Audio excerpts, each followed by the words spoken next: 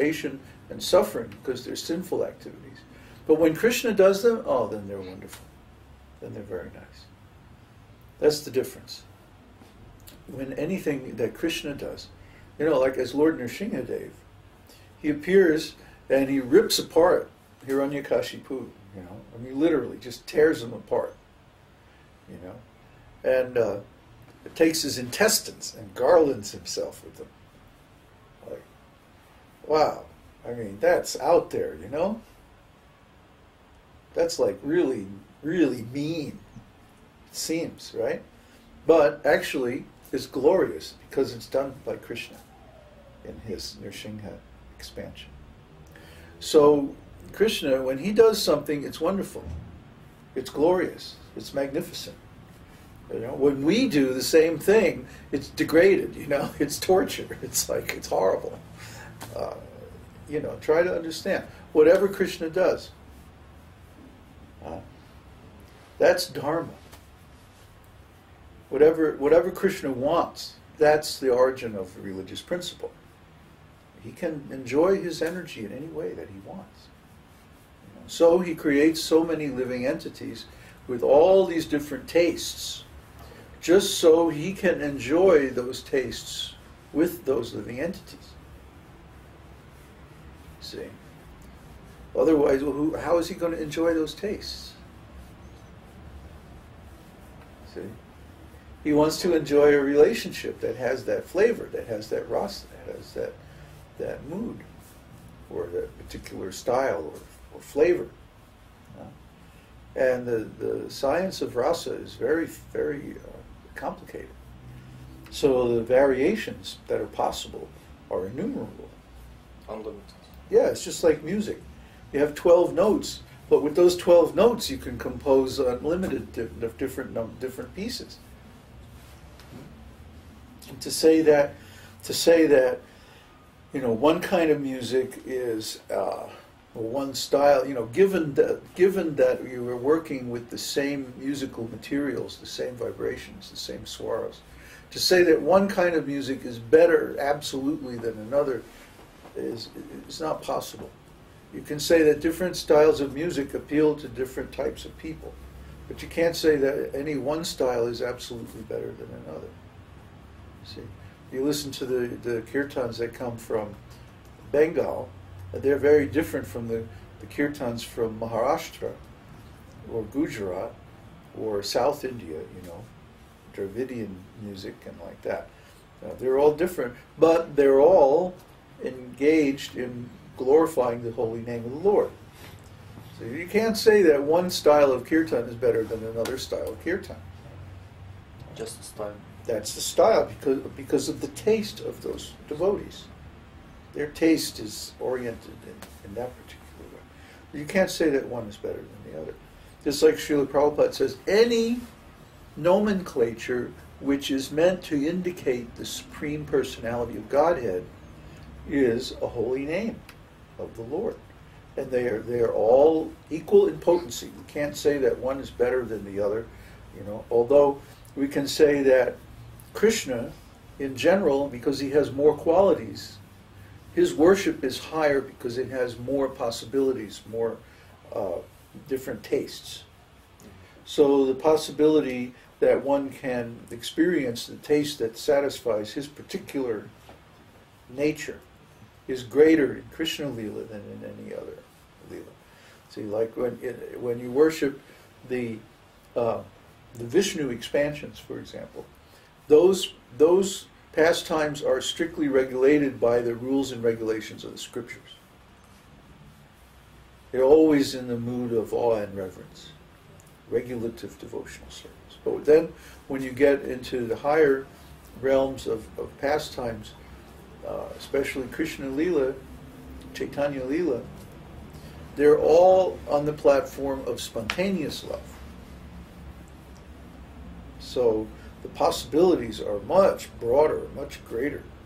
Now people whose vision is limited by the conception of regulative devotional service can't understand this. They think you can only have devotional relationship with Krishna in this one way, or this very limited, narrow way, with awe and reverence, rules and regulations. And they really don't believe, like you really don't believe in your heart that it's possible to have any other kind of relationship. You'd be very conditioned by that view. You know, so when you see somebody who's in a state of raganuga bhakti, just, you know, having a completely original, unique, rare, personal, direct relationship with Krishna, you think it's a fraud. You think it's fake. You don't buy it. You doubt it. And you make offenses. And then the next thing, you want to go away. Take a little vacation. Go see how the boys in Jersey are doing. You know? That's because people do not understand that there are three, not two, not one, three levels of devotional service. Regulative, spontaneous, and prema. See? Now, when the guru goes out to teach, to preach, to, you know, engage others in service, he has to come down. Because on the level of prema, there's no preaching. There's no preaching. But on the level of raganuga, or which is madhyama adhikari, that's where you can preach. But even in that level, in raganuga, the scope of activities in devotional service is much, much more broader than in the stage of regulative devotional service. So those devotees in the regulative stage have a very hard time understanding the freedom enjoyed by the advanced devotee. They think it's something wrong. Yeah. See? But they can't exercise that kind of freedom because they don't understand. You know, it's like a kid learning to ride a bicycle and he has to have the training wheels on. He can't ride the bicycle without them. He doesn't know how to balance, you know. So if you take the training wheels off, you'll fall down. Of course, when you have the training wheels on, you can't ride the bike as freely. You can't do all the things that you can do.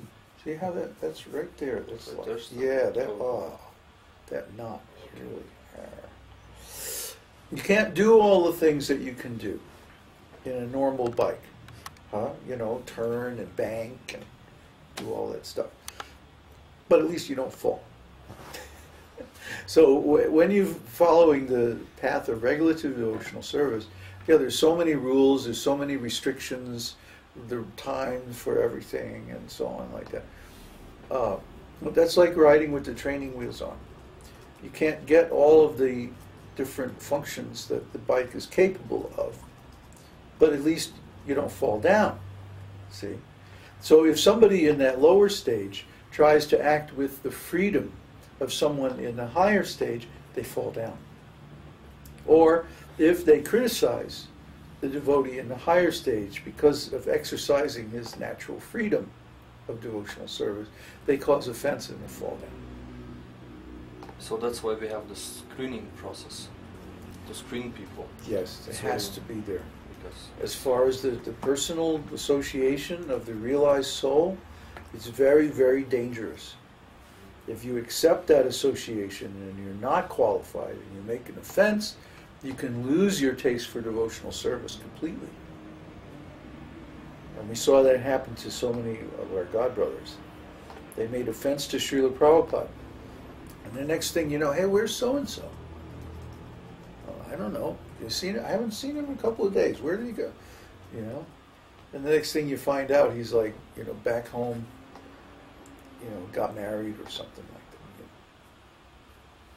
just like that. Just like that. Yeah, just one day, you know. But it actually happens gradually. It happens over a long period of time. Gradually. They make the offense, and then Krishna takes away the taste gradually, gradually, gradually. And then one day it's just like, oh, what am I doing here? So we have to be very cautious about that. If we're going to associate closely with a self-realized soul, we have to realize our stage and his stage, and the different levels and possibilities, and not overstep the boundaries of the stage that we are at. Yeah, sometimes it happens that I do 2 steps forward and then 1 step backward. And it's like, oh boy, it doesn't feel very well. Very nice. Yeah, well, that means you're trying to go too fast. Devotional service is self-regulating that way. It's like if you try to go too fast, then it will automatically pull you back to where you belong. Krishna is in charge of this process of devotional service. He regulates everything, and he makes it so that you can't go beyond your actual level of competence. Well, it's like anything. It's like, take music, for example, another